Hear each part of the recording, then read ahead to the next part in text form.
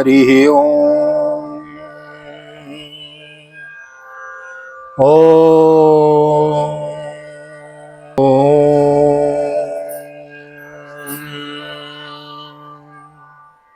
जय श्री राधे, जय Shri Krishna. Once again एक बार पुनः आप सभी का स्वागत है आप ही के YouTube चैनल विकी वीपीएस परिवार श्री धाम वृंदावन।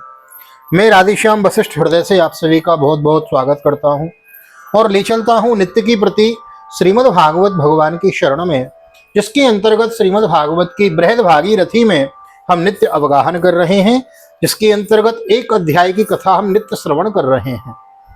गत दिवस यानी बीते दिन के जो वीडियो थे उसमें हमने श्रीमद् भागवत के पंचम स्कंद के 26वें अध्याय की कथा श्रवण की, जिसके अंतर्गत 28 प्रकार के नरकों का वर्णन श्रवण किया। और नरकों का वर्णन श्रवण करके तो राजा घबरा गए परीक्षित। और फिर अगले स्कंद यानी छठवें स्कंद के प्रथम अध्याय में ही बड़ा सुंदर प्रसंग कहते हैं, जिसका नाम है अजामिल उपाख्यान, जिसके अंतर्गत अजामिल नाम के ब्राह्मण ने जीवन भर पाप कर्म किया, लेकिन अंत समय बेटे के ऊपर नाम रख के भगवान का नाम गाया तो उसको भगवत धाम की प्राप्ति हो गई। तो यह बातें बड़ी जीवन में प्रभावशाली हैं। जब तक जाने अनजाने में पाप कर्म बन गए, हाँ अच्छी बात है, आज हमें मालूम पड़ गया, आज से प्रण ले लो, अब ऐसा नहीं करेंगे, जब जागो तभी सवेरा, और भगवान नाम का स्मरण का प्रण ले लो तो महाराज भगवान आज ही आपका कल्याण करके अपनी शरणापन्न आपको ले लेंगे और आपका कल्याण कर देंगे। तो आइए आज श्रीमद् भागवत के 6वें स्कंद का हम आरंभ करते हैं, जिसके अंतर्गत प्रथम अध्याय में अजामिल उपाख्यान की कथा श्रवण करेंगे। एक निवेदन अवश्य करना चाहूँगा, यदि चैनल पे प्रथम बार आए हैं, पहली बार आए हैं, तो चैनल को सब्सक्राइब कर लें, बेल आइकन को भी प्रेस कर देवें, वीडियो को लाइक और शेयर कर देवें। कार्तिक मास चल रहा है, बड़ा सुंदर हम श्रीमद् भागवत के बृहद अनुष्ठान के सहभागी बने हुए हैं। आइए करते हैं गोविंद नाम का संकीर्तन। श्री कृष्ण गोविंद हरे मुरारी, हे नाथ नारायण वासुदेव। श्री कृष्ण गोविंद हरे मुरारी, हे नाथ नारायण वासुदेव। हे नाथ नारायण वासुदेव, हे नाथ नारायण वासुदेव। श्री कृष्ण गोविंद हरे मुरारी, नाथ नारायण वासुदेव। नारायणं नमस्कृत्यं नरं चैव नरोत्तमं देवीं सरस्वतीं व्यासं ततो जयमुदीरयेत्। कृष्णाय वासुदेवाय हरये परमात्मने प्रणतः क्लेशनाशाय गोविन्दाय नमो नमः। ओम नमो भगवते वासुदेवाय। श्रीमद्भागवत महापुराणं 6th स्कन्धः अथ प्रथमोऽध्यायः। राजोवाच निवृत्तिमार्गः कथितो आदौ भगवता यथ क्रमयोगोपलब्धेन ब्रह्मणा यदि संसृतिः प्रवृत्ति लक्षणस्यैव त्रैगुण्य विषयो मुनेयो सावली न प्रकृतेर गुणसर्गः पुनः पुनः। राजा परीक्षित ने कहा, भगवान आप पहले द्वितीय स्कंद में निवृत्ति मार्ग का वर्णन कर चुके हैं तथा यह बतला चुके हैं कि उसके द्वारा अर्चिरादि मार्ग से जीव क्रमशः ब्रह्मलोक में पहुंचता है और फिर ब्रह्मा के साथ मुक्त हो जाता है। मुनिवर, इसके सिवा आपने उस प्रवृत्ति मार्ग का भी तृतीय स्कंद में भली भांति वर्णन किया है, जिससे त्रिगुणमय स्वर्ग आदि लोकों की प्राप्ति होती है और प्रकृति का संबंध न छूटने के कारण जीवों को बार बार जन्म मृत्यु के चक्कर में आना पड़ता है। अधर्म लक्षणानानरकस्यानुवर्णिता मनवंतरस्य व्याख्यातो आद्य स्वयंभुवो यतः। आपने यह भी बतलाया कि अधर्म करने से अनेक नरकों की प्राप्ति होती है और 5वें स्कंद में उनका विस्तार से वर्णन भी किया। चौथे स्कंद में आपने उस प्रथम मनवंतर का वर्णन किया जिसके अधिपति स्वयंभुव मनु थे। प्रियव्रतोत्तानपादोर वंशस्तश्चरितानि च द्वीपवर्षो समुद्राद्रि नद्योदान वनस्पतीन्। साथ ही चौथे और 5वें स्कंध में प्रियव्रत और उत्तानपाद के वंशों तथा चरित्रों का एवं द्वीप वर्ष समुद्र पर्वत नदी उद्यान और विभिन्न द्वीपों के वृक्षों का भी निरूपण किया।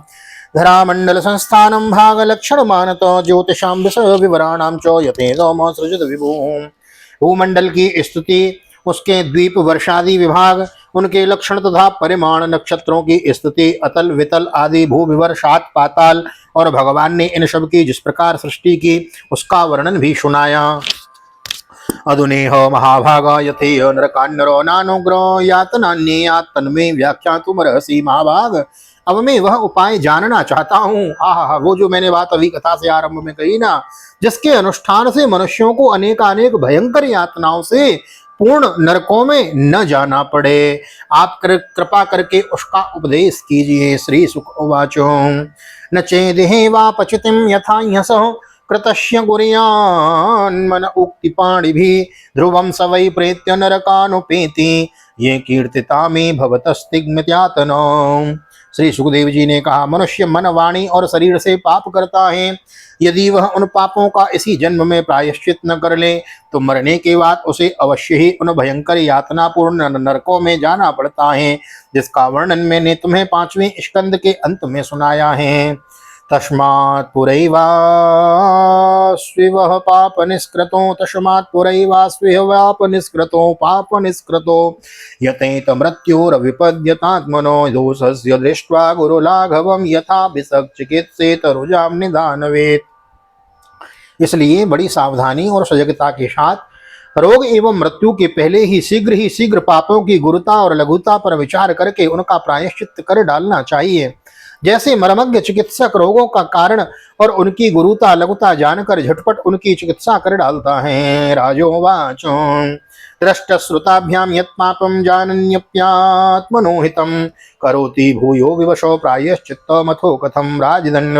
राजा परीक्षित ने कहा, भगवान, मनुष्य राजदंड, समाज दंड आदि लौकिक और शास्त्रोक्त नरक गमन आदि पारलौकिक कष्टों से यह जानकर भी कि ये पाप उसका शत्रु है, पाप वासनाओं से विवश होकर बार बार वैसे ही कर्मों में प्रवृत्त हो जाता है। ऐसी अवस्था में उसके पापों का प्रायश्चित कैसे संभव है। क्वचिन् निवर्तते भद्रात् क्वचित् चरति तत्पुनः प्रायश्चित्त मतो पार्थ मन्ये कुंजर शौचवत्। मनुष्य कभी तो प्रायश्चित आदि के द्वारा पापों से छुटकारा पा लेता है, कभी फिर उन्हें ही करने लगता है। ऐसी स्थिति में मैं समझता हूँ कि जैसे स्नान करने के बाद धूल डाल लेने के कारण हाथी का स्नान व्यर्थ हो जाता है, वैसे ही मनुष्य का प्रायश्चित करना भी व्यर्थ ही है। श्री सुक उवाचो कर्मणा कर्म निर्हारो न ह्यत्यंतिक ईष्यते अविद्वधित कारित्वात् प्रायश्चित्तम विमर्शनम। श्री सुखदेव जी ने कहा, वस्तुतः कर्म के द्वारा ही कर्म का निर्बीज नाश नहीं होता, क्योंकि कर्म का अधिकारी अज्ञानी है। अज्ञान रहते पाप वासनाएं सर्वथा नहीं मिट सकती। इसलिए सच्चा प्रायश्चित तो तत्व ज्ञान ही है। नाश्नतः पथ्यमेवान्नं व्याधयोभ्यो वन्ति एवं नियम कृतराजन सनिक्षेमाय कल्पते तपसा ब्रह्मचर्येण समेन चौदमेन च त्यागेन सत्य शौचाभ्याम यमेन नियमेन च। जो पुरुष केवल सुपथ्य का ही सेवन करता है उसे रोग अपने वश में नहीं कर सकते। वैसे ही परीक्षित, जो पुरुष नियमों का पालन करता है वैसे धीरे धीरे पाप वासनाओं से मुक्त हो कल्याणप्रद तत्व ज्ञान प्राप्त करने में समर्थ होता है। वैसे बांसों के झुरमुट में लगी आग बांसों को जला डालती है, वैसे ही धर्मज्ञ और श्रद्धावान धीर पुरुष तपस्या, ब्रह्मचर्य, इंद्रिय दमन, मन की स्थिरता, दान, सत्य, बाहर भीतर की पवित्रता तथा यम एवं नियम, धीह वाग बुद्धिजम धीरा धर्मज्ञा श्रद्धयान्वितो क्षिपन्त्यघम महदपि वेणुकुल्ममिवाननः। नियम एवं नियम इन 9 साधनों से मन, वाणी और शरीर द्वारा किए गए बड़े से बड़े पापों को भी नष्ट कर देते हैं। केचित किससे नष्ट होता है? आहा, केचित केवलया भक्त्या वासुदेव परायण अघम धुन्वन्ति कार्ष्णेन निहारामिव भास्करः। भगवान की शरण में रहने वाले भक्तजन जो बिरले ही होते हैं, केवल भक्ति के द्वारा अपने सारे पापों को उसी प्रकार भस्म कर देते हैं जैसे सूर्य कोहरे को भस्म कर देता है। न तथा यगवान राजन पूये तो तप आदिवी यथा कृष्णार्पित प्राणस्तत्पुरुष सेवयों सद्री चीनो ययम लोके पंथा क्षेमो कुतो भय सुशीला साधवो यत्र नारायण परायण। परीक्षित, पापी पुरुष की जैसी शुद्धि भगवान को आत्मसमर्पण करने से और उनके भक्तों का सेवन करने से होती है, वैसी तपस्या आदि के द्वारा नहीं होती। जगत में यह भक्ति पथ, भक्ति का पंथ ही सर्वश्रेष्ठ, भय रहित है और कल्याण स्वरूप है, क्योंकि इस मार्ग पर भगवत परायण सुशील साधु जन चलते हैं। प्रायश्चित्तानि चीर्णानि नारायण परांगमुखम न निष्पुनन्ति राजेन्द्रम सुरा कुंभ में वापगा। परीक्षित, जैसे शराब से भरे घड़े को नदियां पवित्र नहीं कर सकती, वैसे ही बड़े बड़े प्रायश्चित बार बार किए जाने पर भी भगवत विमुख मनुष्य को पवित्र करने में असमर्थ हैं। सकरन मनः कृष्ण पदार विंदयोर निवेशितम तद गुणरागी रिहो न ते यमं पाशव्रतश्च तद्भटान् स्वप्ने विपश्यन्ति चीर्ण निष्कृता। जिन्होंने अपने भगवत गुणानुरागी मन मधुकर को भगवान श्री कृष्ण के चरणारविंद मकरंद का एक बार पान करा दिया, उन्होंने सारे प्रायश्चित कर लिए। वे स्वप्न में भी यमराज और उनके पाशधारी दूतों को नहीं दिखते, फिर नरक की तो बात ही क्या है।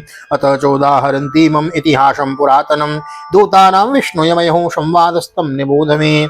परीक्षित, इस विषय में महात्मा लोग एक प्राचीन इतिहास कहा करते हैं, उसमें भगवान विष्णु और यमराज के दूतों का संवाद है, तुम मुझसे उसे सुनो। कान्यकुब्जो दुजः कश्चित् दासी पतिरजामिलो नाम्ना नष्ट सदाचारो दास्याः संसर्ग दूषिताः। कान्यकुब्ज नगर कन्नौज में एक दासीपति ब्राह्मण रहता था, उसका नाम था अजामिल। दासी के संसर्ग से दूषित होने के कारण उसका सदाचार नष्ट हो चुका था। बंदक्षके तवैश्चौर्यैर्गर्हिता मृत्युमास्थिता बिभ्रत कुटुम्बम सुचिर यातयामास देहिना एवं निवसतस्तस्य लालयानस्य तत्सुतान् कालोत्यागान् महान् राजान् नष्टान् सीत्यायुषः क्षमाः। वही पतित कभी बटोइयों को बांधकर उन्हें लूट लेता, कभी लोगों को जुए के छल से हरा देता, किसी का धन धोखाधड़ी से ले लेता तो किसी का चुरा लेता। इस प्रकार अत्यंत निंदनीय वृत्ति का आश्रय लेकर वह अपने कुटुंब का पेट भरता था और दूसरे प्राणियों को बहुत ही सताता था। एवं निवसतस्तस्य लालयानस्य तत्सुतान् कालों त्यागान महान राजन अष्टादीस्त्यायुषः समाः। कालों त्यागान महान राजान अष्टाशीत्यायुषः समाः। परीक्षित, इसी प्रकार वहां रहकर दासी के बच्चों का लालन पालन करता था। इस प्रकार उसकी आयु का बहुत बड़ा भाग 88 वर्ष बीत गया। तस्य प्रवयसः पुत्रा दश तेषां तु योगम बालो नारायणो नाम्ना पितृश्चादयतो वृषम्। बूढ़े अजामिल के 10 पुत्र थे, उनमें सबसे छोटे का नाम था नारायण। माँ बाप उससे बहुत प्यार करते थे। कथाओं में कहा गया है कि एक बार संतों की मंडली इसके गांव में पधारी तो इसने कुछ सेवा संतों की करी, तो संत इसके बालक का नाम नारायण रखकर चले गए थे। शौबद्ध हृदयस्तस्मिन् नरभके कलभाषिणी निरीक्ष्यमाणस्तल्लीलां मुदे जरटो वृषम् गुञ्जानो प्रविवन् खादन् बालन् बालकस्नेह यन्त्रितो भोजयन् पायन् मूढो न वेदागतमन्तकम्। वृद्ध अजामिल ने अत्यंत मोह के कारण अपना संपूर्ण हृदय अपने बच्चे नारायण को सौंप दिया था। वह अपने बच्चे की तोतली बोली सुन सुनकर तथा बाल सुलभ खेल देख देख कर फूला नहीं समाता था। अजामिल बालक के स्नेह बंधन में बंध गया था। जब वह खाता तब उसे भी खिलाता, जब पानी पीता तो उसे भी पिलाता। इस प्रकार वह अतिशय मूढ़ हो गया था। उसे इस बात का पता न चला कि मृत्यु मेरे सिर पर आ पहुंची है। स एवं वर्तमानोग्यो मृत्यु काला उपस्थिते मतिं चकारो तनये बाले नारायणाव वये सपास हस्तान स्त्री दृष्टवान पुरुषान भ्रष्टदारुणान वक्रतुंडान नूर्धरोम्नो आत्मानं नेतुमागतान। वह मूर्ख इसी प्रकार अपना जीवन बिता रहा था कि मृत्यु का समय आ पहुंचा। अब वह अपने पुत्र बालक नारायण के संबंध में ही सोचने विचारने लगा। इतने में ही अजामिल ने देखा कि उसे ले जाने के लिए अत्यंत भयावने 3 यमदूत आए हैं। उनके हाथों में फांसी है, मुंह टेढ़े टेढ़े हैं और शरीर के रोए खड़े हुए हैं। दूरे क्रीडन का शक्तम पुत्रम नारायणावयम दूरे क्रीडन का शक्तम पुत्रम नारायणावयम प्लावितेन स्वरोणोच्चे राजुहावा कुलेन्द्रियम्। उस समय बालक नारायण वहां से कुछ दूरी पर खेल रहा था।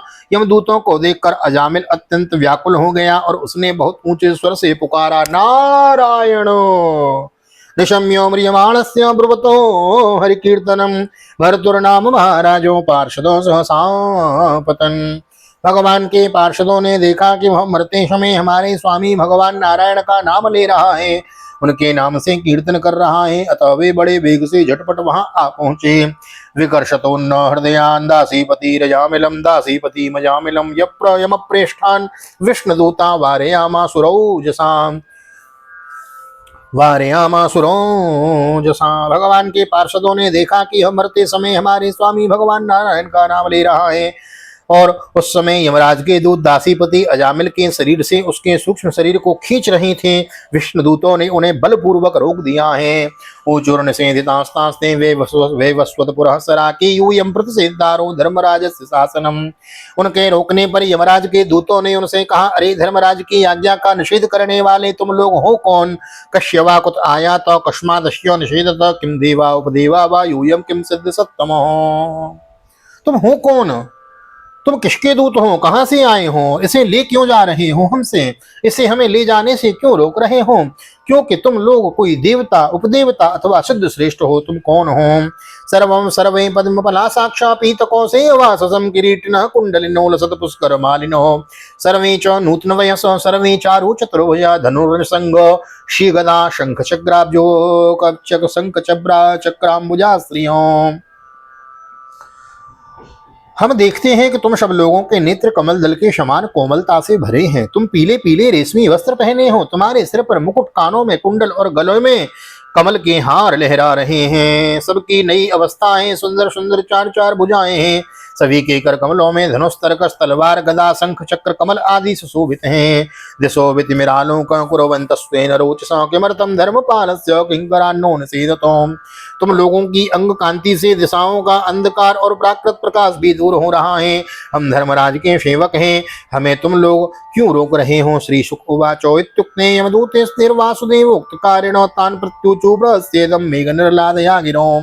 श्री सुखदेव जी कहते हैं, परीक्षित, जब यमदूतों ने इस प्रकार कहा तो भगवान नारायण के आज्ञाकारी पार्षदों ने हंसकर मेघ के समान गंभीर वाणी से उनके प्रति यूं कहा, विष्णुदूतां दूताऊचूं यूयं वे धर्मराजस्यो यदि निर्देशकारिण ब्रूतो धर्मस्य नस्तत्वं यच्च धर्मस्य लक्षणं कथं स्विद्रियते दण्डं किं वास्यस्थानमीप्सितं दण्ड्या किं कारिणः सर्वे आहोस्तिकतचिन्नृणाम्। यमदूतों, यदि तुम लोग सचमुच धर्मराज की आज्ञाकारी हो तो हमें धर्म का लक्षण और धर्म का तत्व सुनाओ। दंड किस प्रकार दिया जाता है? दंड का पात्र कौन है? मनुष्यों में सभी पापाचारी दंडनीय हैं अथवा उनमें से कुछ ही हैं? कथं स्वेद्रियते दंड किं वास्यस्थानमीप्सितं दंड्या किं कारिणः सर्वे आहोस्वित किंचिन्नृणाम्।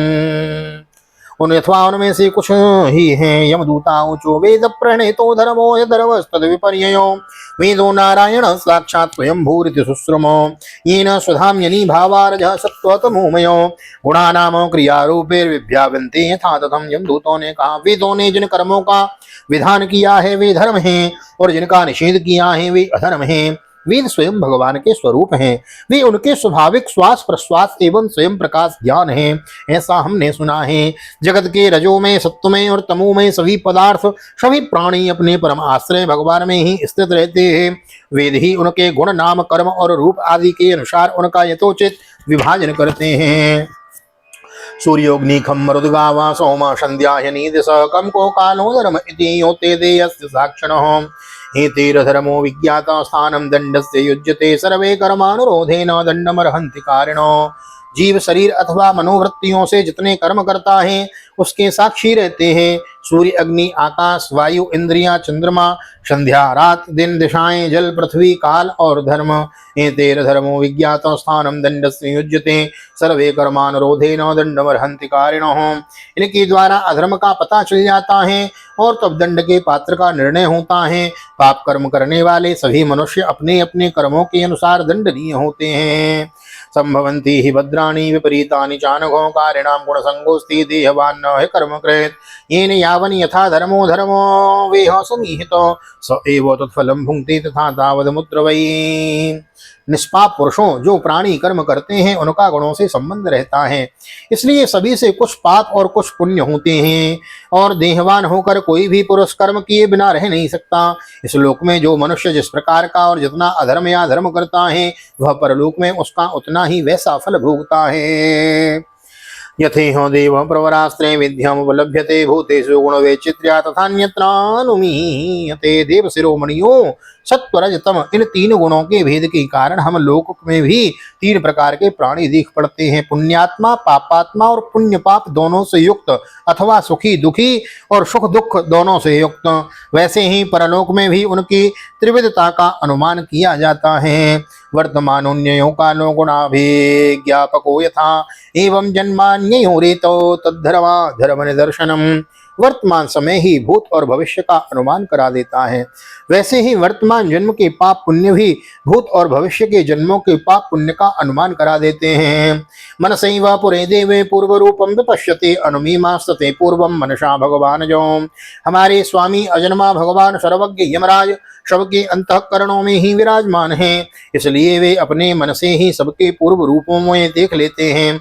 वे साथ ही उनके भावी स्वरूप का भी विचार कर लेते हैं। यथाज्ञस्तमशायुक्त उपास्ते व्यक्तमेव हि न वेद पूर्व परम नष्ट जन्म स्मृतिस्तथा। जैसे सोया हुआ ज्ञानी पुरुष स्वप्न के समय प्रतीत हो रहे कल्पित शरीर को ही अपना वास्तविक शरीर समझता है, सोए हुए अथवा जागने वाले शरीर को भूल जाता है, वैसे ही जीव भी अपने पूर्व जन्मों की याद भूल जाता है और वर्तमान शरीर के सिवा पहले और पिछले शरीरों के संबंध में कुछ भी नहीं जानता। पंचभी कुरुते स्वार्थान पंचवेदात पंचवी एकस्तु षोडशेन्द्रियेण स्वयं सप्तो दशोष्णुते हैं।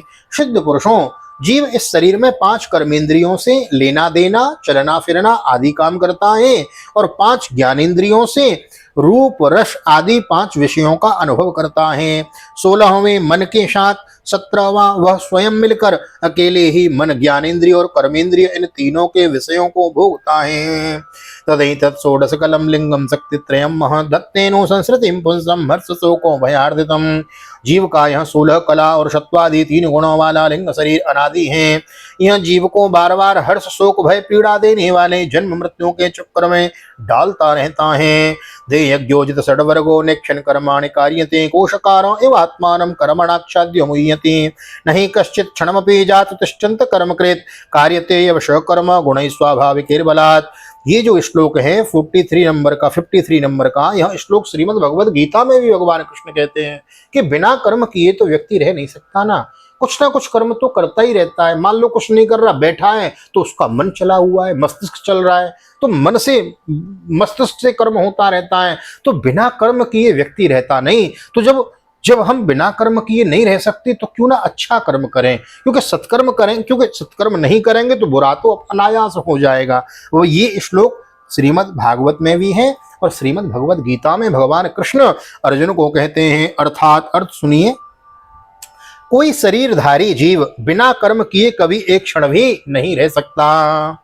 नहीं कश्चित् क्षणमपि जातु तिष्ठ्यन्त कर्मकृत कार्यते यवशः कर्म गुणैः स्वाभाविकैर्बलात्। हाँ, कोई शरीरधारी जीव बिना कर्म किए कभी एक क्षण भी नहीं रह सकता। प्रत्येक प्राणी के स्वाभाविक गुण बलपूर्वक विवश करके उससे कर्म कराते रहते हैं। लब्धा निमित्तम व्यक्तम वक्ता व्यक्तम भवत्युतो यथा योनि यथा बीजम स्वभावेनो बलीसो। जीव अपने पूर्व जन्मों के पाप पुण्यमय संस्कारों के अनुसार स्थूल और सूक्ष्म शरीर प्राप्त करता है। उसकी स्वाभाविक एवं प्रबल वासनाएं कभी उसे माता के जैसा स्त्री रूप बना देती हैं तो कभी पिता के जैसा पुरुष रूप बना देती हैं।